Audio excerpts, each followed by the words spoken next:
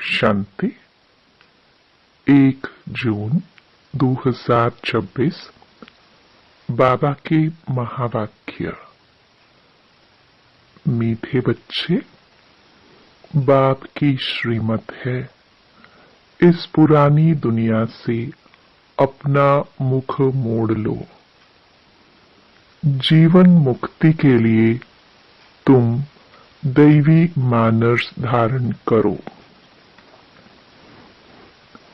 प्रश्न: कौन से मैनर्स बाप के सिवाय कोई भी सिखला नहीं सकता है? उत्तर: पवित्र बनना और बनाना, यह है सबसे बड़ा दैवी मैनर्स। तुम घर गृहस्थ में रहते पवित्र रहो, यह शिक्षा एक बाप ही देते हैं, दूसरा कोई दे नहीं सकता। तुम बच्चों का बेहद का संन्यास है। तुम इस पुरानी दुनिया को ही बुद्धि से भूलते हो। तुम जानते हो, पवित्रता की धारणा से बाकी सब मैनर्स स्वतः आ जाते हैं। गीत: आज अंधेरे में है हम इंसान। ओम शांति। बच्चों ने गीत की एक लाइन सुनी। एक तरफ है सारी दुनिया, भक्ति मार्ग वाले, और दूसरे तरफ हो तुम बच्चे, ज्ञान मार्ग वाले। वह भक्ति की सीढ़ी चढ़ते रहते हैं और तुम बच्चे फिर ज्ञान की सीढ़ी चढ़ते हो, भक्ति की सीढ़ी उतरते हो। बच्चे जानते हैं, आधा कल्प से भक्ति की सीढ़ी चढ़नी होती है। भक्ति भी पहले अव्यभिचारी होती है, पीछे व्यभिचारी बनती है। बिल्कुल ही अंधश्रद्धा में आ जाते हैं, कुछ भी नहीं समझते, गाते भी हैं हम अंधियारे में हैं। सतगुरु बिगर घोर अंधियारा। गुरु तो यहाँ बहुत है। अब सच्चा गुरु कौन है? साधु संत महात्मा भगत आदि सब साधना करते हैं अथवा याद करते हैं, शास्त्र वेद उपनिषद आदि पढ़ते हैं, फिर भी कहते हैं भगवान जब आए तभी आकर हमारी सद्गति करे। सद्गति दाता को ही पतित पावन कहा जाता है। अभी तुम बच्चे घोर अंधियारे में नहीं हो, तुम ज्ञान की रोशनी में आए हो। पतित पावन बाप को जानते हो और उनको याद करते हो। जितना जो बच्चा याद करता है और ज्ञान की धारणा करता है, उतना उसका अज्ञान अंधियारा विनाश हो जाता है। अब रोशनी में ले जाने वाला एक ही बाप है। ज्ञान अंजन सतगुरु दिया, कोई सुरमा नहीं है। यह ज्ञान की बात है। ज्ञान के साथ योग भी रहता है।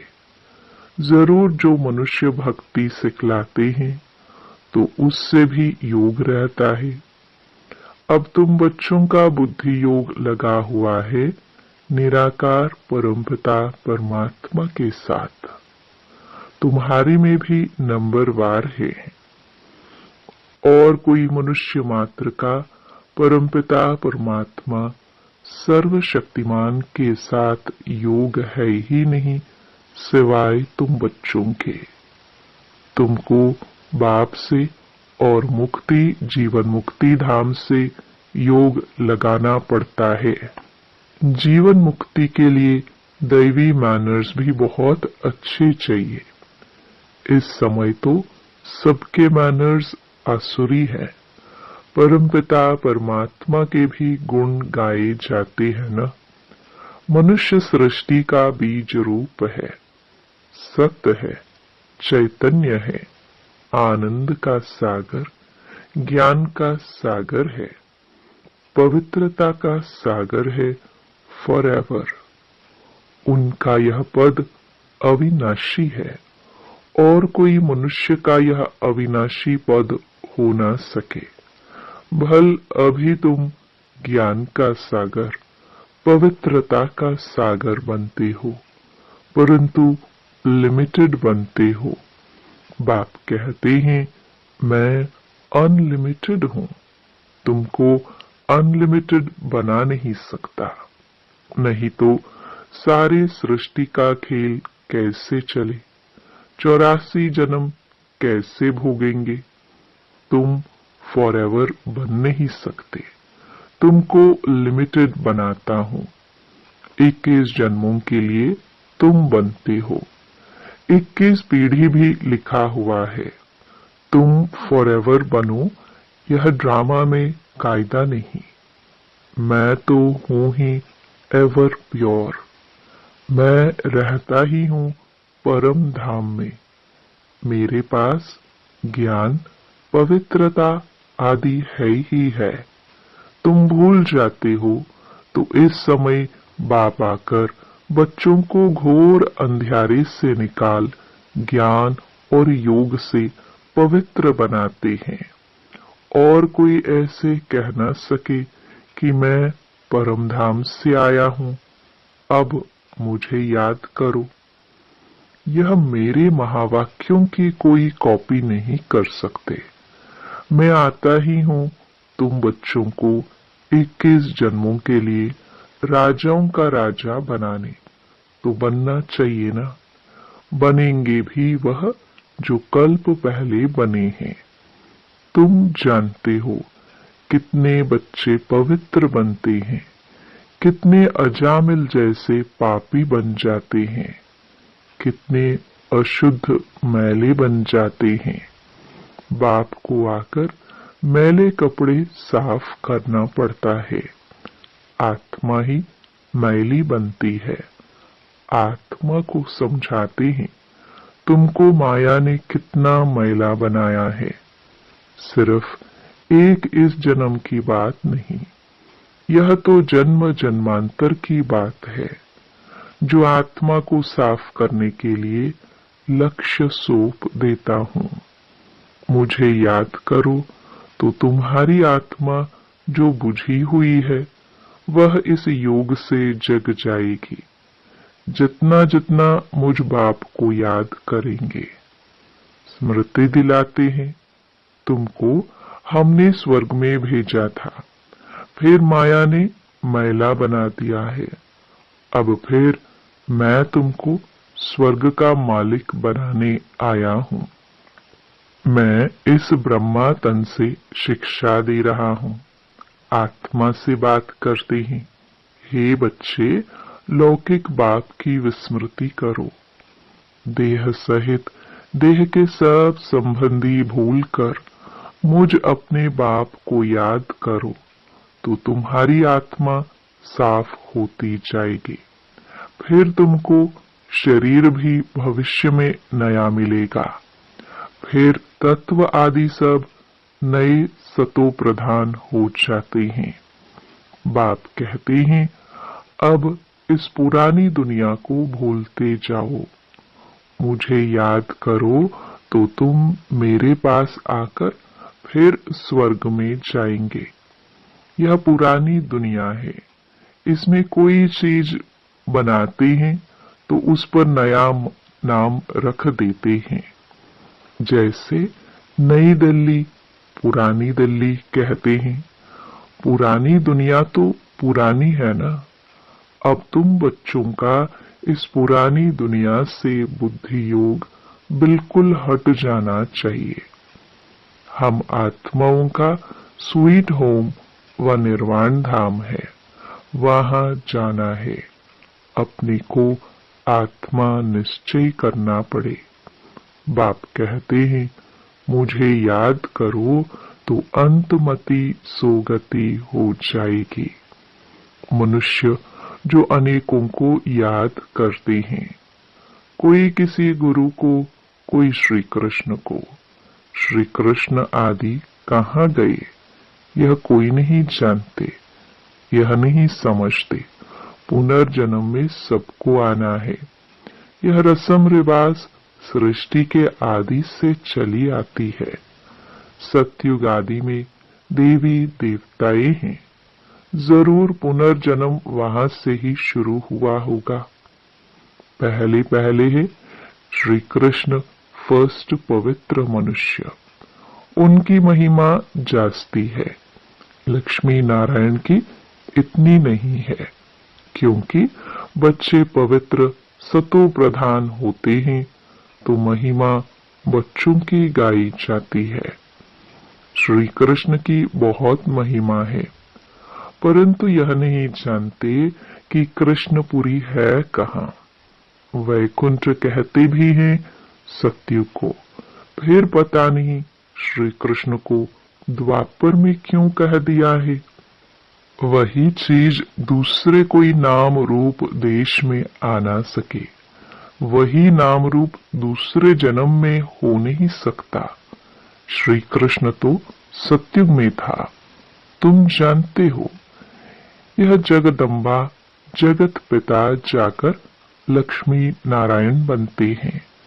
सतयुग को कृष्णपुरी कहा जाता है, अब है कंसपुरी। यह सब आसुरी नाम है। वहां थे दैवी सांप्रदाय, यहाँ है आसुरी सांप्रदाय। बाप बैठ बच्चों को संगम पर समझाते हैं। वह बाप है रचयिता। उनको कहा जाता है मनुष्य सृष्टि का बीज रूप, तो जरूर नई मनुष्य सृष्टि रचेंगे। तुम गाते भी हो, बाबा आप पतित पावन हो, इस पतित सृष्टि को आकर पावन बनाओ। पावन सृष्टि रच पतित सृष्टि का विनाश कराओ। बरोबर ब्रह्मा द्वारा पावन सृष्टि रच शंकर द्वारा पतित सृष्टि का विनाश कराते हैं। यह बातें और कोई नहीं जानते हैं। अभी तुम बच्चे बाप के साथ योग लगाते हो। तुम देखते हो बाबा मैले कपड़ों को सटका लगाते हैं, कोई तो फट जाते हैं, कोई टूट पड़ते हैं, कोई तो बहुत मैले अजामिल जैसे पापी हैं, जो बिल्कुल धारणा नहीं होती है। बाप कितनी अच्छी बातें समझाते हैं। मीठे लाडले बच्चे, मुझ मोस्ट बिलवड बाप को याद करो। मोस्ट बिलवड सुखधाम को याद करो। यह भी तुम अब जानते हो, दुनिया में कोई को पता नहीं। यह तो अब है अति दुखधाम। मनुष्य त्राही त्राही करते रहते हैं, एक दो को मारते रहते हैं, फिर कहते हैं भगवान रक्षा करो। यह जरूर मुख से निकलेगा। बाप तो लिबरेटर है, तुम जानते हो। बाप आए हैं हम बच्चों को इन पर्टिकुलर और सबको इन जनरल सुखधाम में ले चलने के लिए। तुम बच्चों में भी नंबरवार है जिनको यह नशा है। यह पढ़ाई कोई कम नहीं। पढ़ाते भी देखो किसको है। अजामिल जैसी पापात्माओं को पढ़ाकर स्वर्ग का मालिक बना देते हैं। तमो प्रधान तो सब हैं, उनको सतो प्रधान दुनिया में ले जाना पड़ता है। बच्चों को बार बार समझाते हैं कि यहाँ दैवी गुण धारण करने हैं। यहाँ तुमको एम ऑब्जेक्ट बुद्धि में है।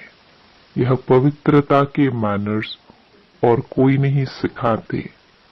सन्यासी तो घर बार छुड़वाते हैं, यहाँ बाप कहते हैं तुमको घर बार नहीं छोड़ना है, तुमको तो इस पुरानी दुनिया को छोड़ना है। वह है हद का सन्यास, यह है बेहद का सन्यास। उन सन्यासियों को भी कितना मान मिलता है। साधु समाज गवर्नमेंट को भी मत राय देते हैं। आगे चलकर यह सन्यासी आदि भी तुम माताओं के चरणों में गिरेंगे। माताओं बिगर उन्हों का उद्धार नहीं हो सकता, क्योंकि तुम नॉलेज देते हो। बाकी चरणों में गिरने की बात नहीं है। हाँ, कोई नमस्ते व राम राम करते हैं तो रिस्पॉन्ड तो देना होता है। बाबा भी कहते हैं बच्चे नमस्ते। मैं तुम बच्चों को अपने से भी ऊंच बनाता हूँ। तुमको ब्रह्मांड और सृष्टि दोनों का मालिक बनाता हूँ और मैं वानप्रस्थ में चला जाता हूँ, परंतु तुम्हें श्रीमत पर भी चलना पड़े। इस पुरानी दुनिया से मुख मोड़ना पड़े। राम रावण और सीता का खिलौना है ना। सीता रावण को पीठ कर देती है, राम को मुंह कर देती है। श्री कृष्ण का भी चित्र है, नरक को लात मार रहा है और स्वर्ग का गोला हाथ में है। बाप बहुत अच्छी रीति समझाते हैं, परंतु विरला व्यापारी यह व्यापार करे। बाप को अपना पुराना तन मन धन दे नया ले। यह बड़ा फर्स्ट क्लास इंश्योरेंस है। बाप कहते हैं तुम अपनी आत्मा पवित्र बनाएंगे तो फिर शरीर भी पवित्र मिलेगा। फिर तुम स्वर्ग की राजाई करेंगे। इसलिए उनको सौदागर जादूगर कहते हैं। पतित को पावन बनाना यह ईश्वरीय जादूगरी कहेंगे ना। बाप कहते हैं नरकवासियों को स्वर्गवासी बनाओ। कैसा फर्स्ट क्लास जादू है, इसमें प्राप्ति बहुत है। बाप कहते हैं राजाओं का राजा बनो, फॉलो करो। बाप बैठा है ना, यह अधर कुमार है, मम्मा कुंवारी कन्या है, तो फॉलो करना पड़े। वर्षा बाप से मिलना है। तुम कहेंगे हम भाई बहन बाप से वर्षा लेते हैं। वैसे तो लौकिक रीति बहन को वर्षा नहीं मिलता है, भाई को वर्षा मिलता है। यहाँ तो तुम सबको मिलना है, क्योंकि तुम सब आत्माएं हो ना। बाप कहते हैं तुम सबको मेरे पास आना है। फिर तो यह भाई बहन का नाता भी टूट जाएगा। वहां है बाप और बच्चों का नाता। निर्वाण धाम में इसलिए कहते हैं वी आर ऑल ब्रदर्स। अगर ईश्वर को सर्वव्यापी कहे तो फिर फादरहुड हो जाता है। इस सर्वव्यापी के ज्ञान ने कितना नुकसान किया है। अब तुम बच्चों पास बाप की याद है। बाप को याद करने में ही मेहनत जाती है। ऐसे भी नहीं कि तुमको कोई निष्ठा में बिठाए। तुमको तो लक्ष्य मिला हुआ है। यहाँ तो तुम मुरली सिर्फ बैठ सुनाते हो। योग तो तुम्हारा सदैव रहता है। मुरली सुना, फिर चलते फिरते याद में रहना है। हम यात्रा पर जा रहे हैं, जितना हो सके याद में रहना है। 8 घंटा सर्विस करो, वह भी छूट है। बाकी टाइम देना है। मूल बात है ही पवित्रता की। तुम जानते हो यह है कांटों का फॉरेस्ट। एक दो को कांटा लगाते रहते हैं। अब बाप कहते हैं श्रीमत पर चलो। शिव बाबा भी बात करते हैं, ब्रह्मा भी बात करते हैं, परंतु तुम जानते हो शिव बाबा हमको पढ़ाते हैं, तुम स्टूडेंट्स हो। तुम कहते हो वह हमारा बाप भी है, टीचर और सतगुरु भी है। गारंटी करते हैं तुमको वापस ले जाऊंगा। ऐसे कोई गारंटी कर ना सके। यह बाप ही कहते हैं, गॉड फादर ही सुख देने वाला धर्म स्थापन करते हैं। उस बाप को कोई जानते नहीं है। अगर बाप को जाने तो बाप की प्रॉपर्टी को भी जान जाए। अच्छा, मीठे मीठे सिखिलदे बच्चों प्रति माता पिता बाप दादा का याद प्यार और गुड मॉर्निंग। रूहानी बाप की रूहानी बच्चों को नमस्ते। धारणा के लिए मुख्य सार। पहला, एम ऑब्जेक्ट को सदा सामने रख दैवी गुण धारण करने हैं। सतो प्रधान दुनिया में चलने के लिए पवित्रता के मैनर्स अपनाने हैं। बुद्धि से बेहद का संन्यास करना है।